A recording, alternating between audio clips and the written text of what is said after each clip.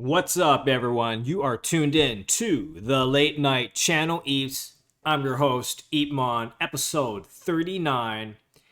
And today, I like to give you a little show and tell some of the photos that I've been posting. If you haven't noticed on Instagram, the AGM Ottawa Art Gallery and unveiling of the official unveiling of my mural and the front area of the gallery where we also included the the decals of the mural applied onto the planters.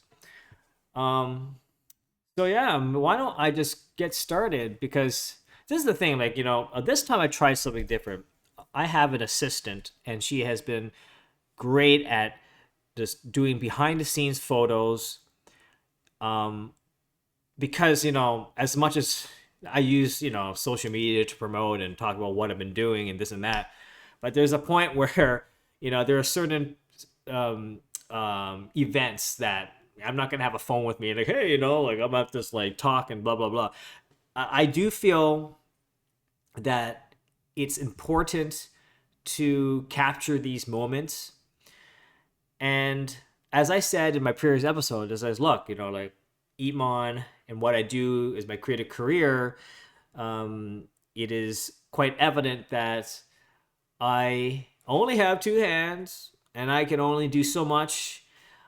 And as much as I love to do social media, I need to start to delegate tasks to other people that could also free up my time, and like a team, we can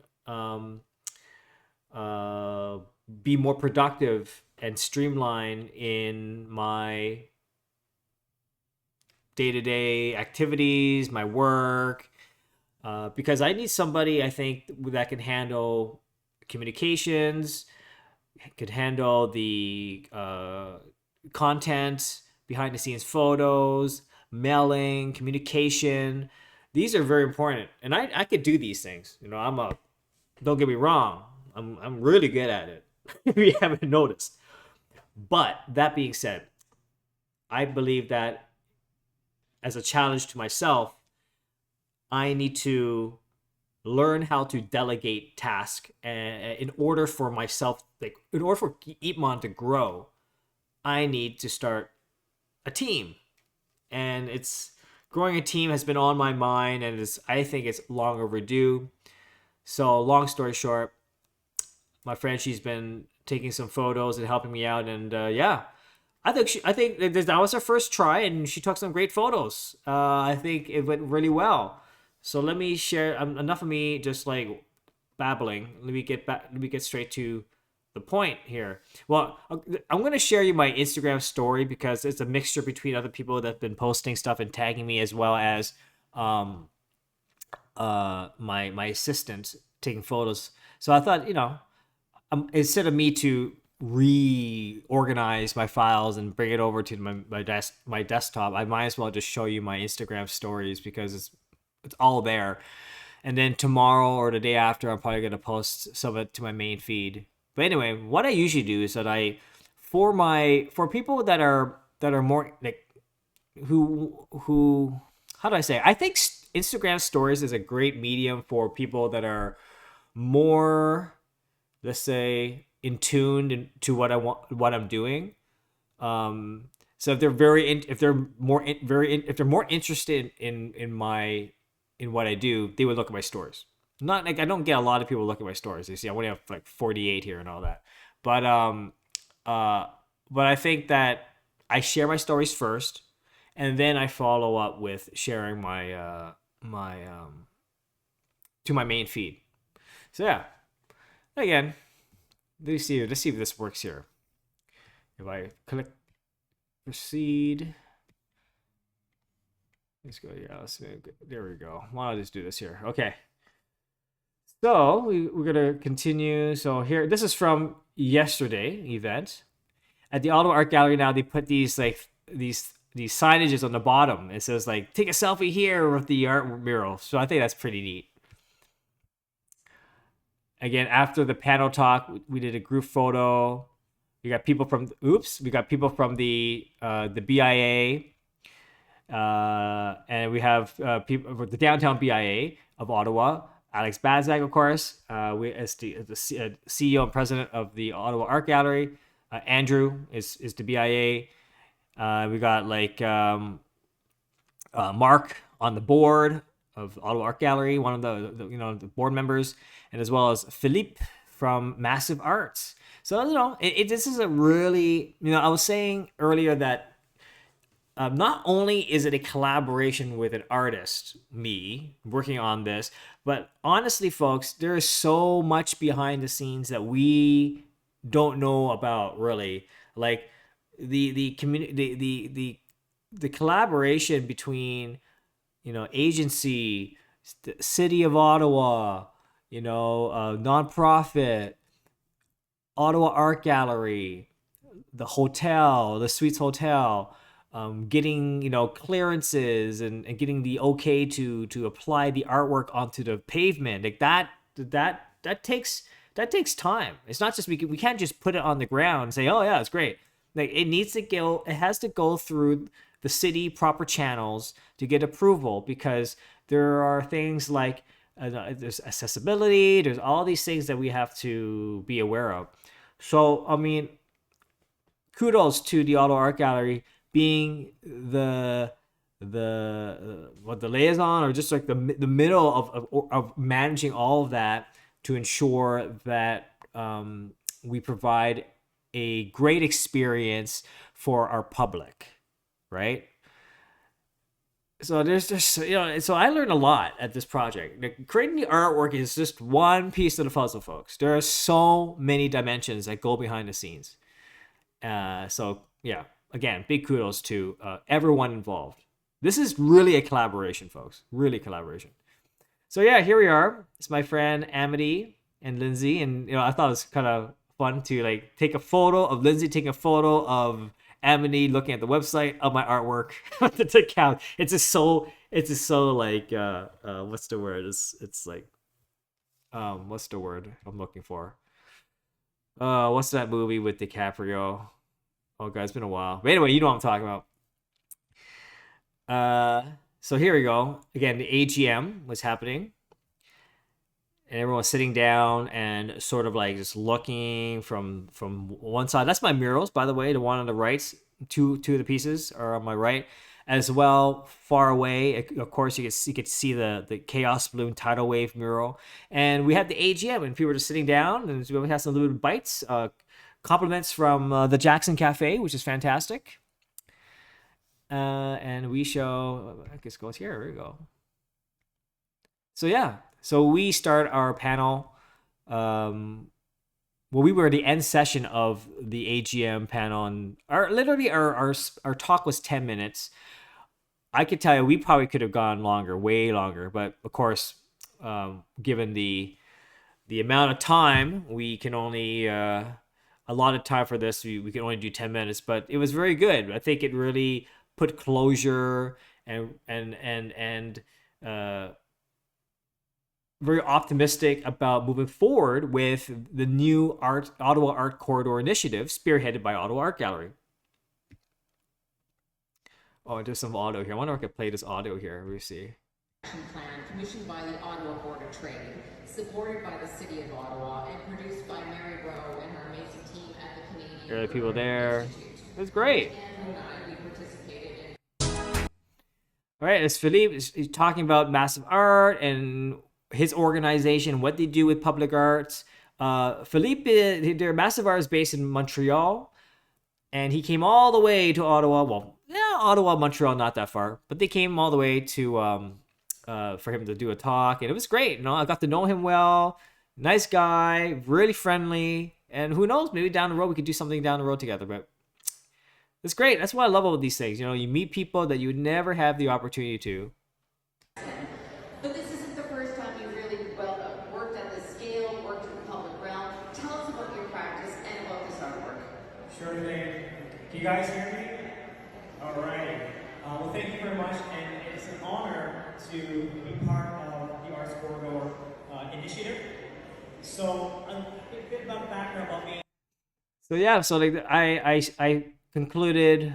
I was the last one to speak in this one, and really about she was Alex was asking me about that I've done public art in the past, and what did I do, what do I do as a digital, like what is my artistic practice?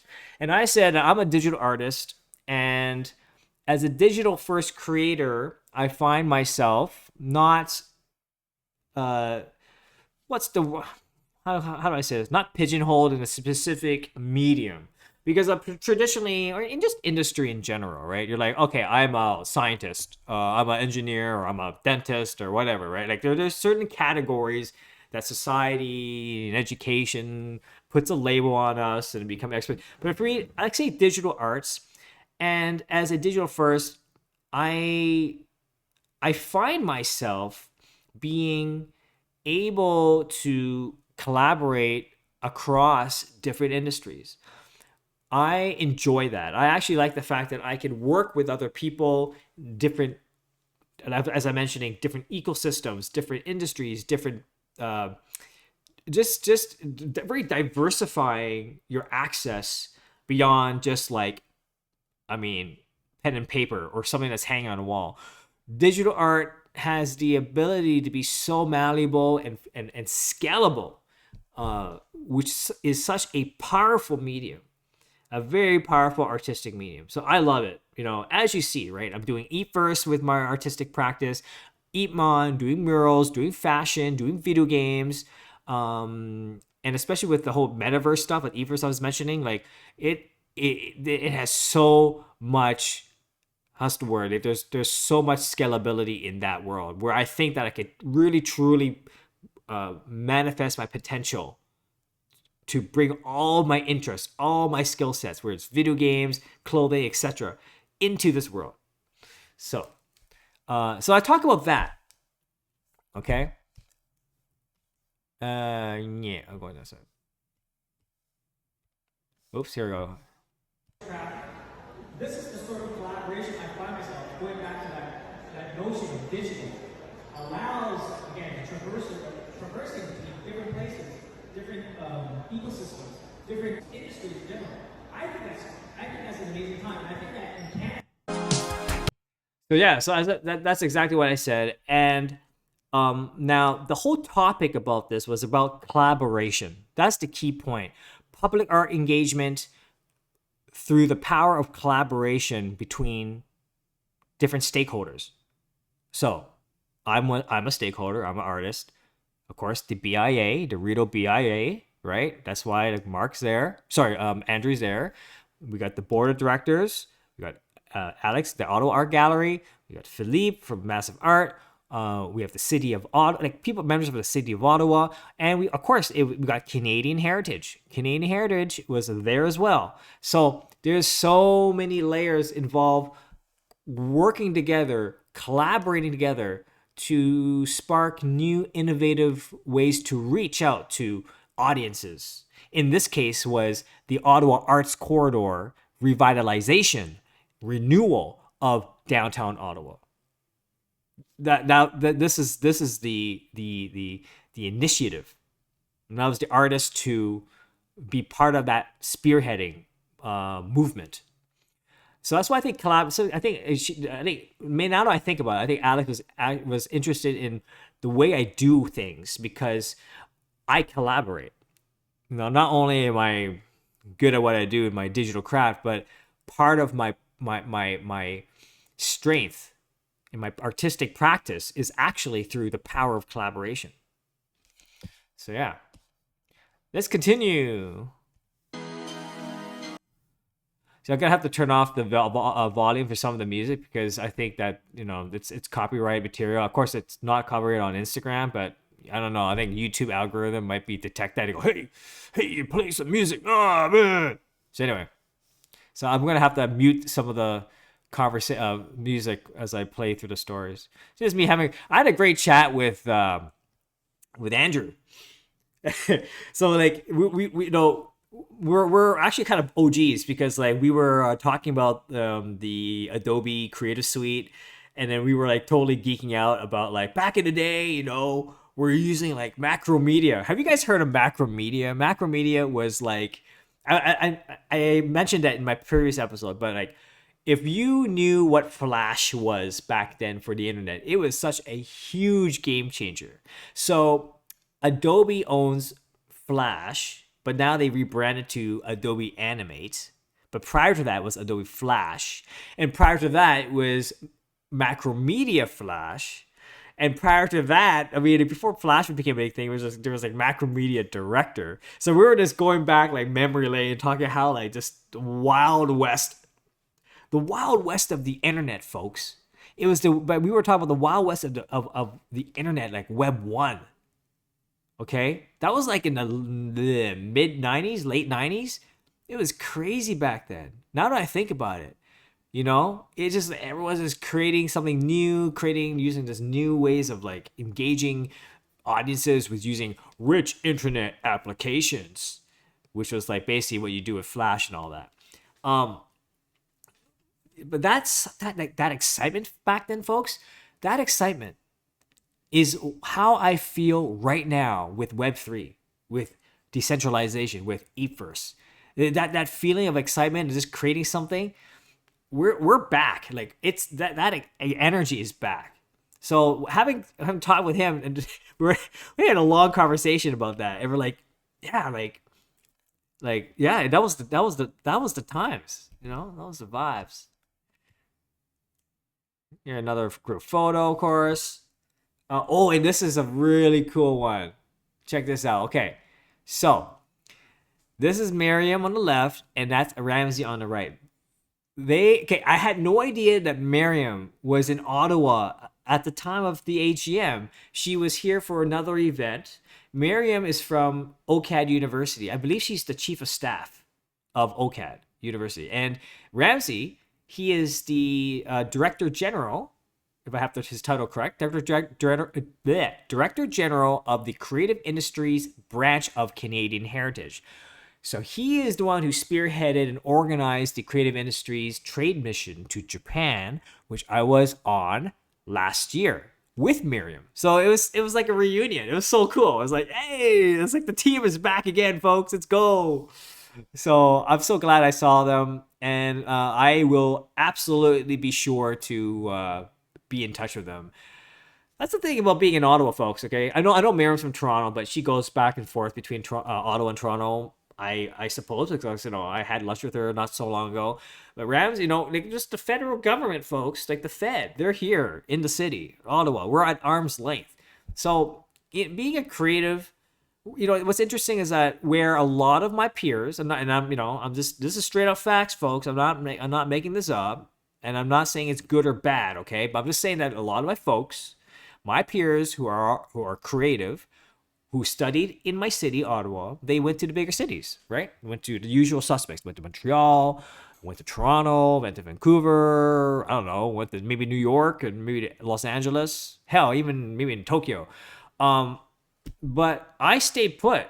And I don't know what it is. I mean, of course, I think, clearly it's probably because I have family here, right? My parents are here, my brother, my sister-in-law, and their kids are here, which is one thing. And for me, I don't know, like, I have lived in New York for a bit, but I just kept here in the city because as a digital creator, it was, everything was done online from the get-go. So accessibility to, I guess, opportunities, whether it's being featured online or being featured in a publication, everything was done through submission online. And,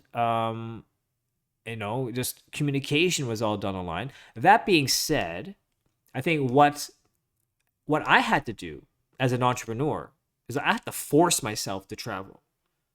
Like, it's like, and not say force myself, but it motivated me more to travel, to get out of the city, to go to those places, go to the New Yorks, go to the Torontos, go to the Tokyos. You know what I mean? Like it became ingrained in me that I had to do it.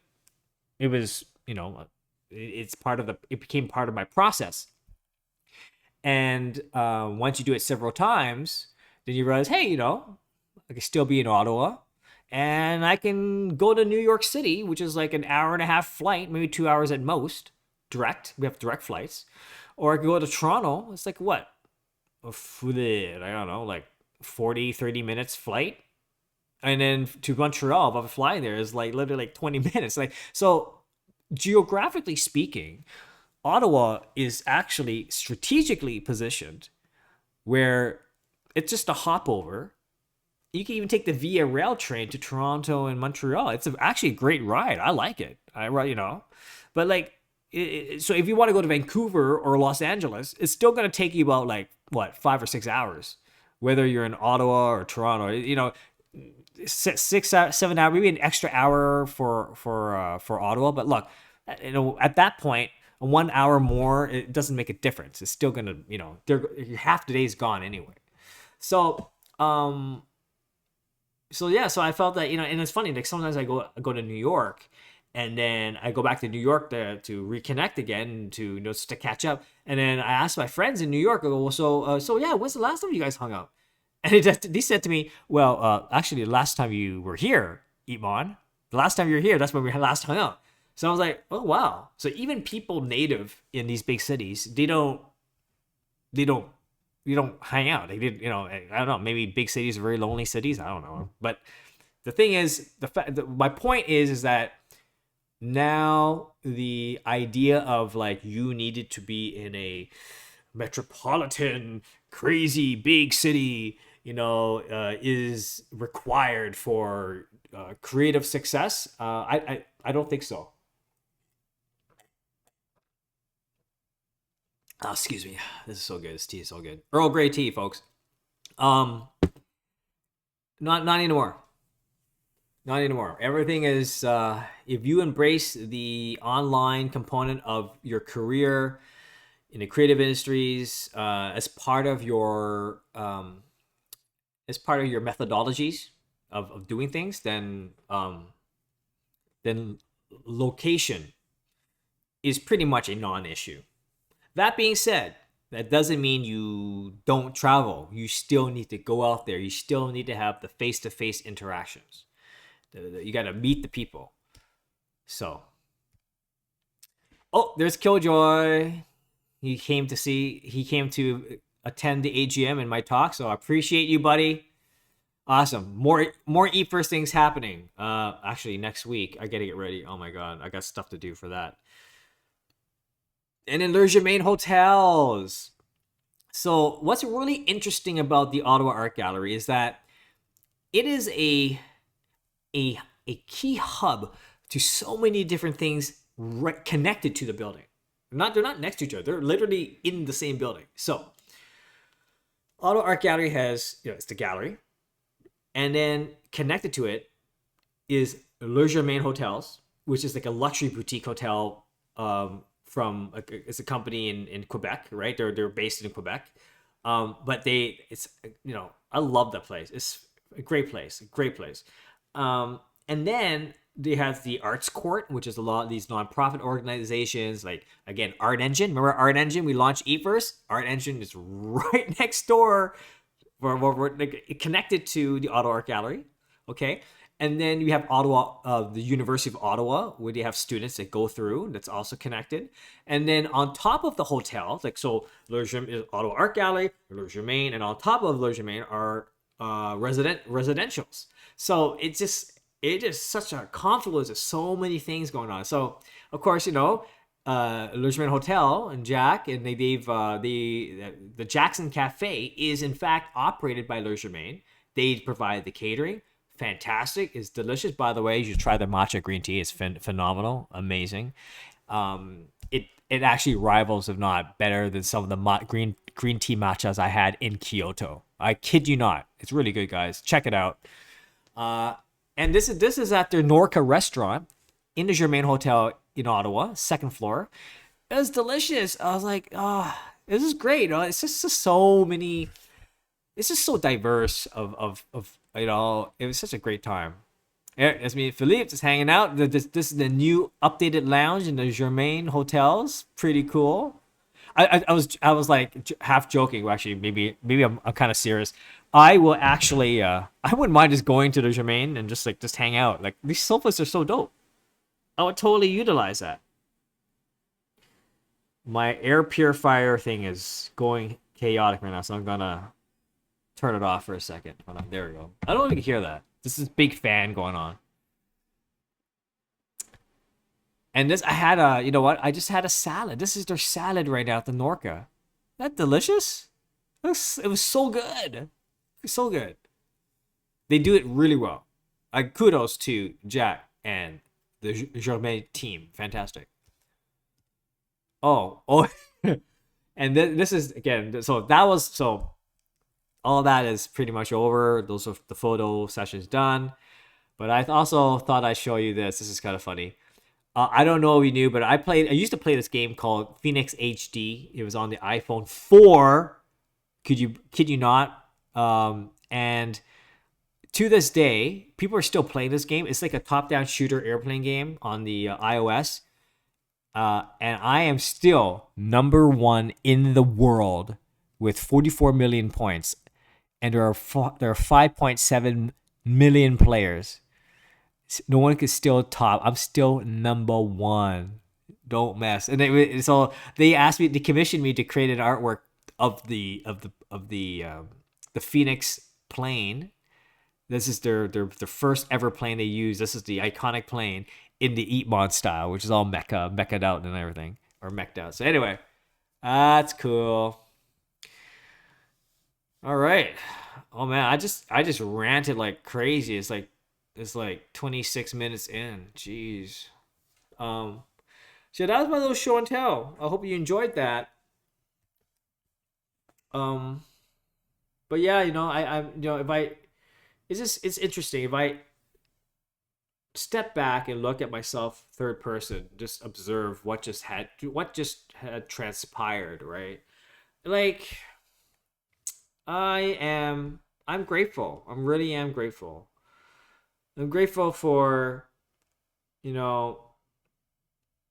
being able to pursue my passion, being able to pursue, because it's tough. It's not easy. I tell you, we artists have the hardest gigs in the game, and today when I was having dinner, with my brother and the kids, his kids and all that, and they said something very nice to me, and it meant a lot, and it is basically to the fact that good job, you did your own way, you despite all odds, you just believed in yourself, you kept it going, and they were so proud of me. They were so proud of me, and my nephew was just so like, he literally, he looks up to me. He really looks up to me. So I feel it means a lot when they say that, and when I know that even my nieces, they look up to me too. They love me a lot, and I just want to be a good role model to them, and it looks like they are. Like I'm doing the right thing for them, and I'm inspiring them. So yeah, it just means a lot, and that's why I'm very grateful for where I am, grateful for through the thick of it, like through the thick of it, and through the thick of it, like I somehow survived. somehow, like despite all odds, but it was like I never. There were times where I doubted. There were tough times. I remember there were some really tough times. But I always told myself I wouldn't want it any other way. I wouldn't want, like, I know it sounds morbid, but I rather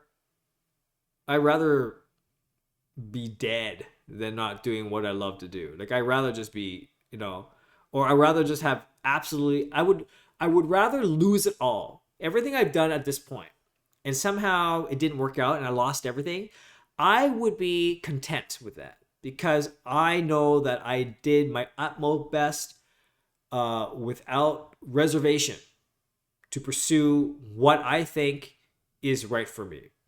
So even though I may have some things, I have things, you know. I mean, it's nice to have nice to have an orchid.